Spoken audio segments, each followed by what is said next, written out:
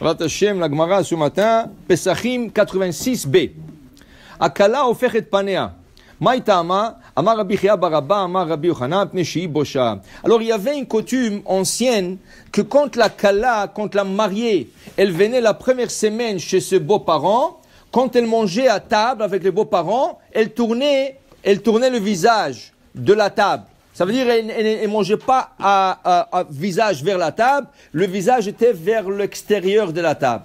Maïtama, quelle a raison? Mipnei shehi bosha, parce qu'elle a honte.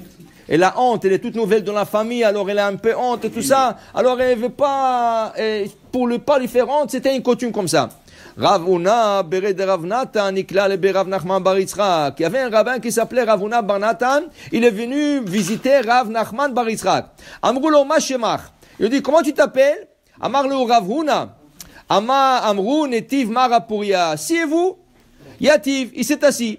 Yavu le kassa, ils lui ont donné un verre de vin. Kable bechadzina, tout de suite il a pris. Veshatie betrezimni, il a bu en 2 traits. Vélo adarapé, il ne s'est pas tourné le visage de la table. Amroulé, ils lui ont posé la question suivante. Maïtama karit lach Ravuna. Pourquoi on t'appelle Rav Huna? Il dit quoi que c'est? Amarlo Baal Hashemani. Il dit, oh, Rachidi, depuis que je t'ai petit, on m'appelait Rav Huna. Okay? Ça veut dire qu'ils lui ont posé la question. Pourquoi, quand tu as posé la question, pourquoi tu as dit Rav Huna? Il fallait dire Huna.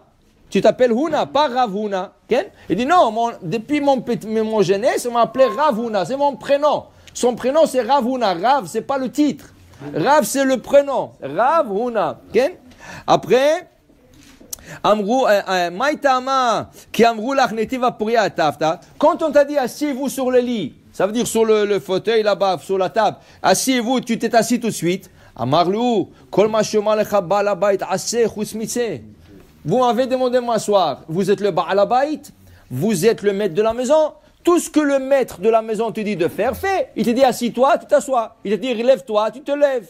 Okay? Sauf une chose, il te dit sors, tu dis je reste ici. Ça, mais vous m'avez demandé de m'asseoir. Je me suis assis. Donc, Maïtama, quelle a raison? Il lui pose la question. Pourquoi quand je t'ai donné le verre de vin, tu l'as pris tout de suite? Il fallait dire non, je ne veux pas.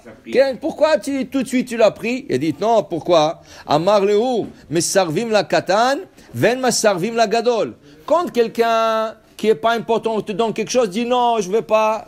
Ici, il insiste, tu le prends. Mais quand un gadol, quand quelqu'un plus grand que toi, plus important de toi, t'offre quelque chose, il faut l'accepter tout de suite pour lui faire honneur. Okay? D'où est-ce qu'on apprend ça de la Torah?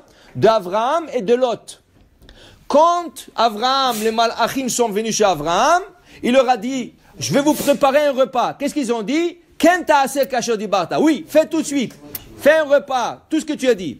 Quand ils sont partis chez Lot, cet après-midi-là, qu'est-ce qu'ils ont? Il a dit, je répare. Non, il dit, Barechov Nalin. On ne veut pas rentrer chez toi, Bechlal. On ne veut même pas manger chez toi. On va dormir dans la nuit. S'il vous plaît, il a insisté. Ok, yalla, kenta ase. Alors pourquoi ils ont insisté chez Lot, mais ils n'ont pas insisté chez Avraham? Chez Avraham, tout de suite, ils ont accepté. Rashi là-bas rapporte, mais sarvim la katan, vema sarvim la gadol. Avraham, c'est un grand. Avraham, c'était un important. Il ne refusait pas. Il t'a dit, assis-toi à manger, tu t'assois à manger. L'autre, c'était plus bas niveau qu'Avraham. Alors, il lui a dit, mangez chez moi. Il dit, non, on préfère dormir dans la rue.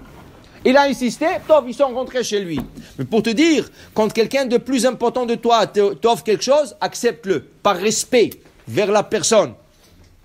Maïtama, ishtite betrezimne. Quand je t'ai donné le verre de vin, comment ça se fait, tu l'as bu en 2 traits? Ken? Amar lehu, de Tanya, il dit parce que j'ai appris à choter koso bevatachat, à rezegar garan. Celui qui boit son verre d'eau ou de vin ou n'importe quoi, un seul trait, ça c'est un glouton. Glouton, c'est ça? Ou un soulard, c'est ça? Mais même de l'eau, tu n'as pas le droit de boire d'un seul coup comme ça, d'un seul trait. Tu dois t'arrêter une fois au moins. 2 traits. Okay? Il dit ici, shnaim, boire son verre en 2 traits, derech eretz, c'est derech eretz. Shlosha, celui qui boit son verre très doucement, gasut aruach, c'est un arrogant. Alors par exemple, il y a maintenant des jeunes, ils ont toute une mode, ils n'ouvrent pas la canette. Ils n'ouvrent pas la canette, comme ça, percer la canette. Un petit trou, et toute la journée, il est capable de boire cette canette, des petites gorgées, il peut la boire en 4 heures. Ça, c'est l'arrogance. Ça, c'est l'arrogance, tu n'as pas le droit. Tu dois boire d'une manière normale. D'une manière normale. Et c'est quoi la manière normale? 2 traits. Il dit, la Gemara, il explique aussi, la Gemara nous explique, ça dépend aussi du verre. Si tu as tout un petit verre, tu ne vas pas prendre des traits, comme le chat qu'ils appellent. Oui, le petit verre là, d'un once, ou un chat. C'est fait pour boire en un seul trait. Mais quand tu as un grand verre, tu le bois même en 3 s'il faut, s'il est trop grand. Par exemple, quand tu vas acheter un café, est-ce que tu veux small, medium ou large? Le large, tu ne vas pas le boire en 2 traits. Hein? Alors, c'est ça. Ça dépend du verre, mais un verre normal se boit en 2 traits. Après, la Gemara dit, quand tu as bu, pourquoi tu nous as regardé? Pourquoi tu n'as pas tourné le visage? Amar Léo, Kala ofechet pané. A dit, je ne suis pas un Kala, moi. Cette halakha est dite pour une Kala, mais pas pour un homme. Alors il dit, c'est pour ça que j'ai bu, normal. Je n'avais pas. Le Kitsour, il voulait l'avoir.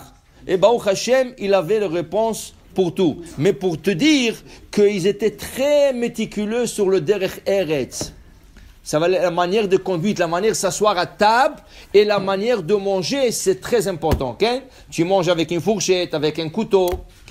Tu manges quand tu attends. Quelqu'un prend une salade, tu attends, tu mets pas ta fourchette, tu prends dans ton assiette, tu prends pas du bol directement. Il y a des choses qui paraissent banales, mais pour la Torah, c'est derech eretz. On dit derech eretz kadma la Torah. La manière de conduite dans la table, dans la rue, tout ça, c'est même avant la Torah, c'est pour le respect de la Torah. Baruch Adonai le'olam, amen ve amen.